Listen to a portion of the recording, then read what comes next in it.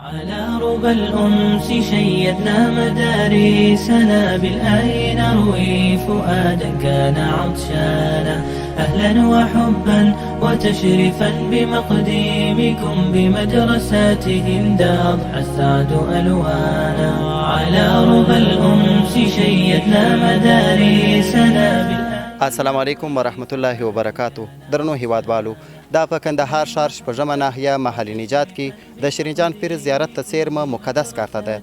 دغه کارته تقریبا تر سل زیات کورونه په دغه کارته کې موجود دي. د دغه کارتې مسجد چې دی تقریبا 2 کاله مخکې د رغولو چارې راپیل سوې، خو متاسفانه د اقتصادي ستونزو له امله یې کارونه نور په ټپه ودرېدل.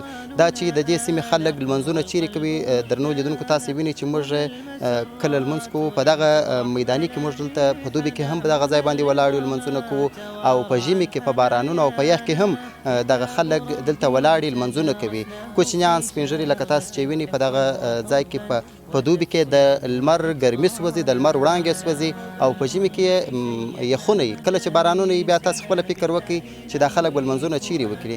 نو دا زموږ د محل د خلکو چې څومره وس او توان د دې مسجد لپاره هغه یې په کار واچوئ، یو د یو او بل څخه یې څه کومکونه یا خپله د چا څه په وسه پره وه د دې مسجد لپاره د الله دپاره یې کومک وکړي. د دغه مسجد زیرخانه یې وکښله، د مسجد تهداب یې راپورته کړي، خو سر یې نور نه دی پورته سوی. کارونه یې دغسې تر 2 کاله زیات وخت کېږي چې کارونه یې نور په ټپه باندې ولاړ دي، او د دې محل خلک اقتصاد هم دومره قوي نه دی چې نورې پیسې هم ورکړي او د دغه مسجد کار په بشپړ کړي.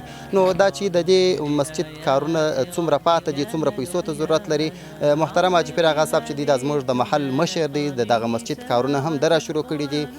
نو حاجي پیر اغا صاحب موږ ته په دې اړه باندې معلومات راکړي. اوس الان د موږ په دې سبب سره دا کار پر دغه ځای ولاړ دی د پیسو د نشتون په خاطر سره.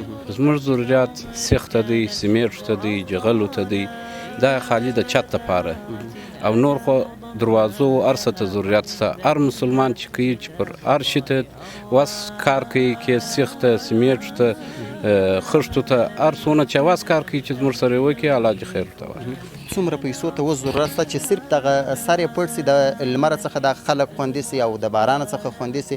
څومره پیسو ته به ضرورت وي؟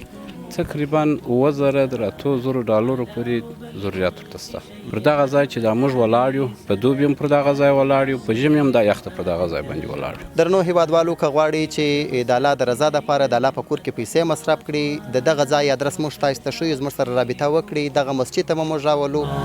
دغه مسجد چې دی په مقدس کارته کې موقعیت لري، او مقدس کارته د کندهار ښار په شپږمه ناحیه کې محل نجات کې د شیرین جان پیر زیارت ته څیرمه موقعیت لري.